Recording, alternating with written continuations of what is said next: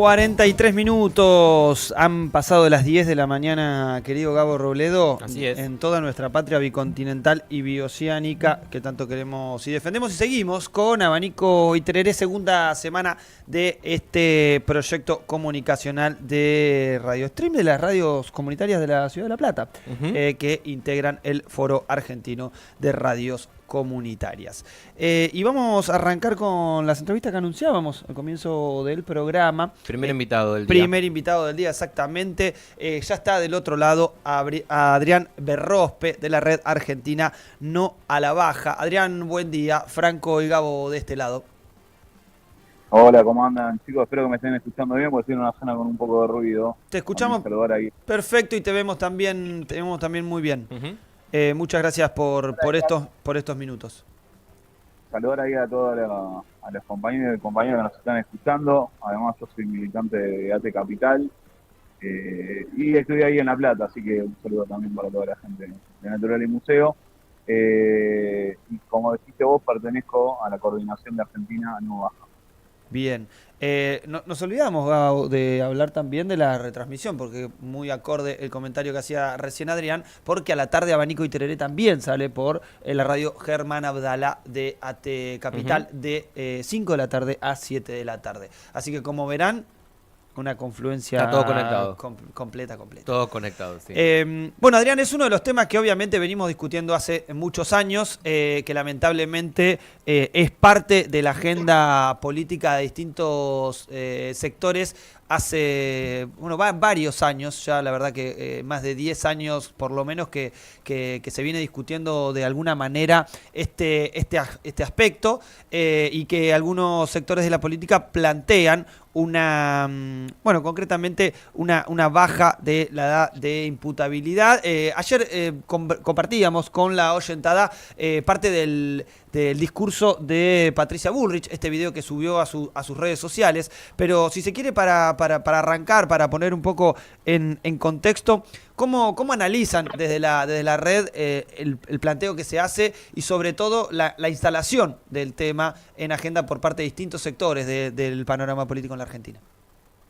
Mirá, lo analizamos como parte de un negocio político, como fue en su momento la ley Bloomberg, que tiene que ver con una cuestión de caudal electoral que buscan, ¿no? Inmediato que buscan. Hoy, esta semana también hubo un ataque muy fuerte, coordinado, contra Claudia Cesaroni, que es una compañera nuestra referente, que todo el mundo la conoce, es una gran militante de los derechos humanos a nivel nacional e internacional.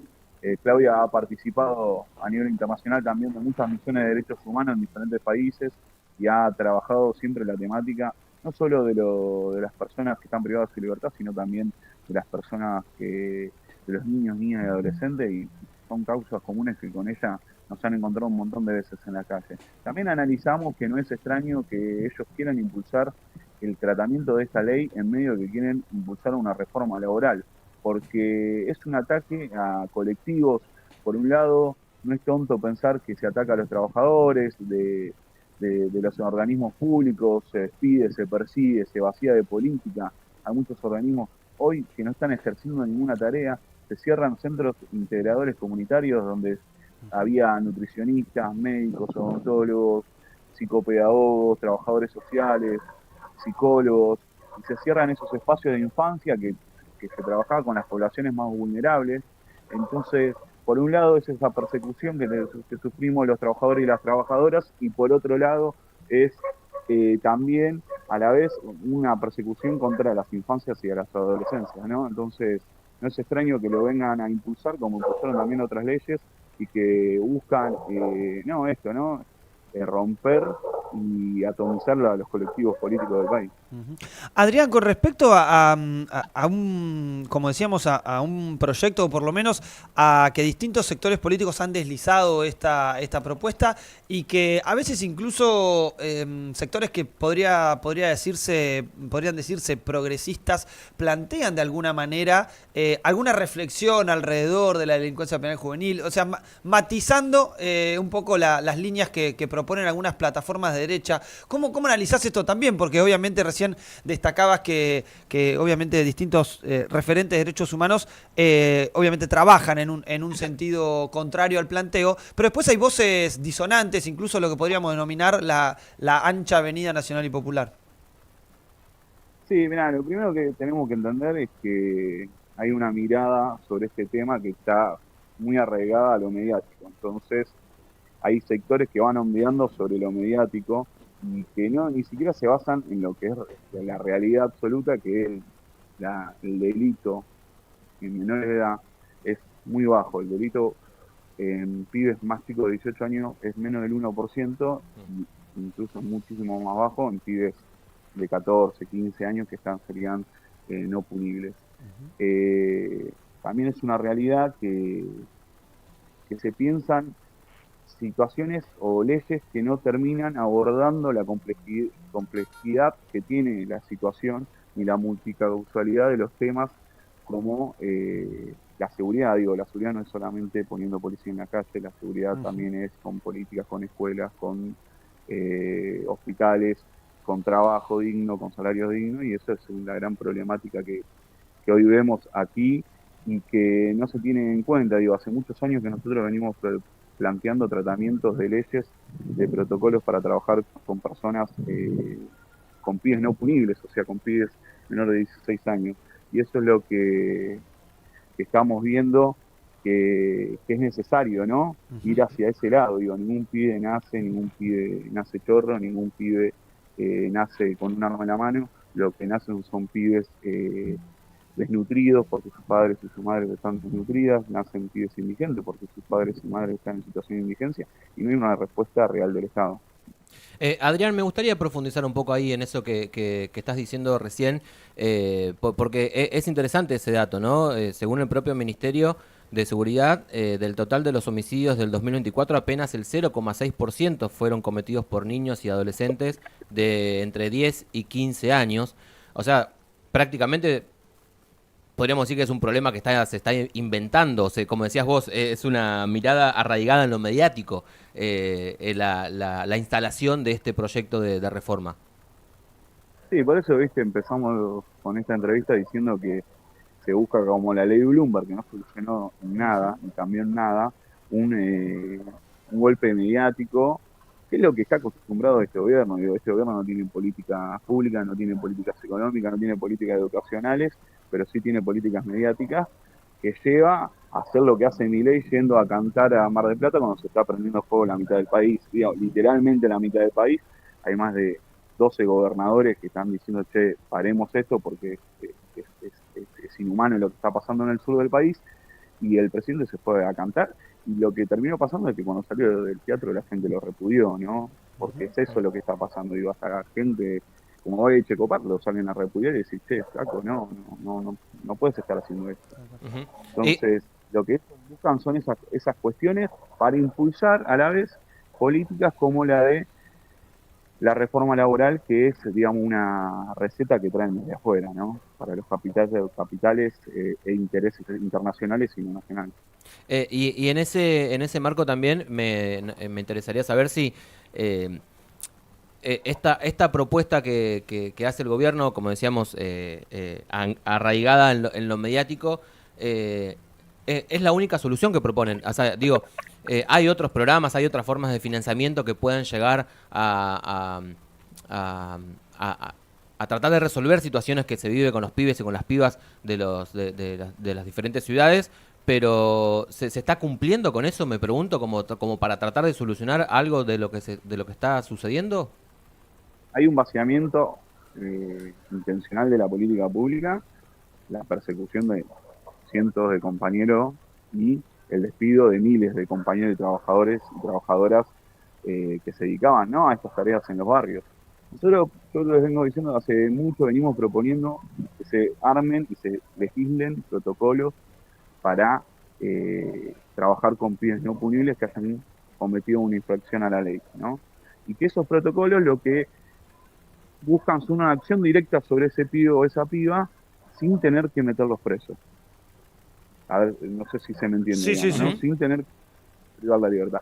Hay algo que mucha gente no entiende, yo también más temprano decía en otra radio, y es que la situación de crueldad del encierro es mucha. Entonces, para un pibe de 12 años, 13 años, 14 años, 15 años, y para los pibes que hoy están detenidos y privados de libertad de 16, 17, 18 años, deja marcas tanto físicas como mentales incorporadas en el cuerpo muy grandes. Entonces es muy complejo pensar que no hay, que no puede haber otra solución a la que muestran estas personas. Adrián, pensaba en dos líneas más al respecto, porque la verdad que es un tema totalmente transversal, que no encuadra obviamente exclusivamente en el parámetro de lo que se define como seguridad.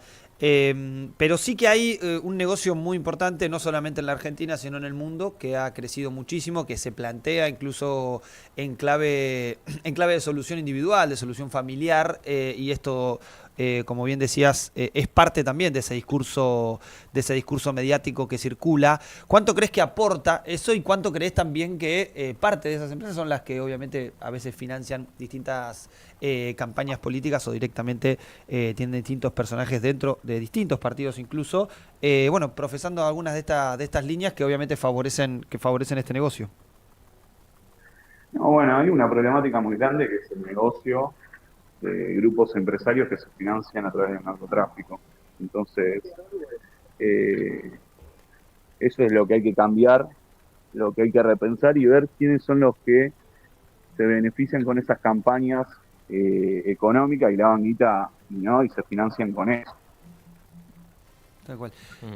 Adrián, por otro lado, uno de los aspectos que nombrabas hace un rato y sobre todo cuando hacías referencia a la situación carcelaria, también hemos revisado, bueno, con distintos compañeros y compañeras en otras oportunidades, que los porcentajes también de la detención hacen que la propia población carcelaria, o por lo menos los índices lo demuestran, sea una población juvenil, digamos, en términos concretos, menor a 25 años en su mayoría, y después con problemas en relación a los procesos, ¿no? Que no tienen procesos judiciales terminados, con lo cual mucha de esa población incluso está esperando una condena o a veces que se los declare inocentes y a pesar de que estuvieron pagando la detención. Digo, reforzando esto que planteabas en la respuesta anterior. Sí, vos tenés que pensar que ahora tenés un 50% según la Comisión Nacional de Prevención contra la Tortura de personas que están encarceladas sin juicio. Y lo que termina pasando es que o que los terminan declarando inocentes una vez que pasa el juicio y que están varios años detenidos, o que terminaron la condena antes, o sea, la condena que le dieron fue menor al tiempo que estuvieron detenidos y esperaron el juicio. Y eso es un tema, porque también lo que vos estás diciendo ahí es que no es que le falta recurso al aparato judicial para procesar a esas personas, sino que no hay una respuesta política a eso, digamos. Las cárceles son un negocio y son una caja, y eso es algo que hay que debatir. Digo, nosotros hace rato venimos diciendo que nosotros vemos con preocupación que Bullrich busque llevar a tener un modelo parecido al modelo chileno, que es un modelo mixto donde son cárceles privadas con control de funcionarios públicos y que se han transformado en una caja de la política chilena. Adrián, con respecto a eso, recién nombrabas uno de los otros elementos que queríamos conversar con vos, que es alrededor del plano internacional. Si hay, o por lo menos identificar algunos de los países que avanzaron en legislaciones de estas características y sobre todo que conciben por lo menos a la materia de seguridad de la misma manera y con la misma voracidad, sobre todo que persiguen estos objetivos, en este caso hoy la plataforma de gobierno que obviamente encabeza el presidente Javier Milei. No, mira, yo te puedo nombrar dos casos de países, y Inglaterra y Estados Unidos, y que ha quedado ampliamente demostrado que no ha funcionado. En Inglaterra es muy baja la de punibilidad, pueden llegar a haber chicos de 10 años detenidos. Un caso muy conmocionante de un nene que lastimó a otro nene con una piedra y lo mató, y eso terminó llevando que mediáticamente impulsaran la baja, y la verdad que no ha cambiado nada. O sea, ¿cómo explicarlo? En países ultracapitalistas, los sistemas donde se alojan a la gente O sea, la justicia sigue siendo pública, pero los sistemas donde están alojados la gente, las cárceles y demás, son privadas. Entonces, eso, ¿no? Se terminan volviendo en negocios. No sirve, no hay ninguna prueba internacional que sirva. El presidente dijo en la apertura del Congreso, habló de Suiza. Suiza tiene la misma edad que nosotros, de 16 años, y habló de un caso que yo lo investigué en su momento, y el caso termina un juez haciendo que un pibe, no metiéndolo preso, sino que en vez de hacer jornada simple en la escuela, jornada completa, por lo que notó el juez es que el pibe no tenía contención social en la casa. Entonces lo que buscó es una contención estatal dentro de un dispositivo escolar. Uh-huh, uh-huh. Adrián, la última que te hago de mi parte, pensaba en más allá de rechazar este tipo de propuestas que impulsa el gobierno, que insisto, como decías al principio de esta charla, con una mirada arraigada en lo mediático y también inventando algunos datos y algunas situaciones. ¿Qué pensás o qué se piensa desde las organizaciones que tratan estos temas que sería una ley para regular este tipo de situaciones? O sea, que no sé si hablarlo como un ideal, pero ¿qué se debería hacer? ¿Qué pensás que se debería, cómo se deberían tratar estas cosas? Mira, es muy complejo. Digo, hay personas que son especialistas que lo entienden la situación mejor que yo. Yo creo que hay que reformar la ley. Nosotros tenemos una ley de la dictadura. Digo, mucha gente no sabe, pero la dictadura militar. Hay dos factores. Cuando Perón vuelve a la Argentina en el año 73, le hacen una entrevista y le preguntan por el delito y si él iba a bajar la edad de punibilidad porque en los 40 era más baja que en los 70. Y Perón ahí habla, es una entrevista muy linda, que habla y dice que para que un pibe esté preso hay que darse cuenta que había fallado el Estado. Uh-huh. Entonces, si vos bajabas la edad, lo que estaba admitiendo es que era tu falla como gobierno. Los militares asumen el gobierno, esto no contado por mí, sino contado por Eugenio Zaffaroni, y bajan la edad, ¿no?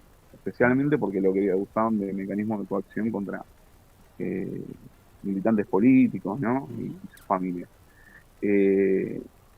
2 años antes que termine la dictadura militar, los tipos la vuelven a subir porque se dan cuenta que no estaban preparados para tener pibes tan chicos dentro del presidio, ¿no? Y que la respuesta de un pibe detenido no es la misma respuesta que un adulto, porque un pibe no razona como un adulto, ni sufre como un adulto, ni siente como un adulto, ni ama como un adulto. Y así que imagínate que la dictadura que había bajado de la edad, la termina volviendo a subir a los 16 años y haciendo esta ley que fue dentro de un paquete de leyes que se mantuvieron cuando vuelve la democracia. Hay que cambiar la ley, hay que reformarla y hay que crear protocolos de actuación para pibes no punibles que no conlleven a que estos pibes terminen detenidos en institutos de menores o en cárcel. Porque otra cosa, lo que te dice Burrich o la ley de Burrich, es que los institutos de menores pasarían a ser pabellones especiales en cárceles como Marco Paz. Claro. Y eso es un tema, porque ahí vos lo que estás haciendo es contribuir a una red de profesionalización de la delincuencia muy compleja. Uh-huh. Digo, esto es así. El Estado abandona los barrios y el que termina suplantando al Estado es el narcotráfico. Un pibe solo abandonado en un presidio con personas que hace mucho están en estas situaciones, que cosas terminan generando esas redes, digo, y eso es el caso de los monos en Rosario. Digo, es un caso así, los tipos terminan armando la mayor banda narcotraficante del país desde una cárcel. Eso es lo que hay que discutir. ¿Para qué sirven estas instituciones también? Tal cual. Adrián, te agradecemos muchísimo estos minutos y obviamente todo el contenido y la reflexión alrededor de este proyecto, que obviamente, además de combatirlo con esto, con argumentos, seguramente tendrá que ser, como bien decís, con una planificación y sobre todo con políticas públicas que pongan a la comunidad organizada en donde tendría que volver a estar. Te mandamos un fuerte abrazo. Bueno, un saludo para los dos, muchas gracias y un fuerte abrazo para toda la audiencia. Muchas gracias y seguimos en contacto. Pasaba Adrián Berrospe de la Red Argentina No a la Baja en relación a este proyecto que yo recién decía, más de 10 años. Yo recuerdo que la primera vez que lo escuché fue en la campaña electoral de 2013. Uh-huh. de 2013 con el candidato, en ese momento, el primer candidato a diputado nacional por el oficialismo, que en ese momento era ni más ni menos que Insaurralde, fue el que planteó esto y lo metió en campaña, más allá de que obviamente hay antecedentes, como bien decía Adrián, alrededor de la ley Bloomberg, ¿no? Que se había planteado. Y la necesidad de esto que también decía, ¿no? De reformar la ley que viene de la dictadura. Sí. Más allá de oponerse a lo que se está proponiendo desde el gobierno, la necesidad también de actualizar o reformar justamente esa ley que dejó justamente la dictadura militar de la década del 70. Y otro elemento es que el vacío estadístico, ¿no? Esto Totalmente. Nuevamente sobre legislar sobre lo que Sobre es lo que lo no mínimo, hay. ¿no? Esto es famoso, me hizo acordar cuando hablaba del porcentaje de menos del 1% de delitos de menores no punibles, el 0,06 exactamente. Me hizo recordar a cuando se habla de las denuncias falsas o, por ejemplo, de la industria del juicio, también hablando un poco de la reforma laboral, esto de ir a la marginalidad de los casos, lo casi inexistente, para avanzar en la legislación. Esta es un poco la ofensiva que lamentablemente hay sobre nuestro pueblo, en este caso con la experiencia que encabeza Javier Gerardo Milei.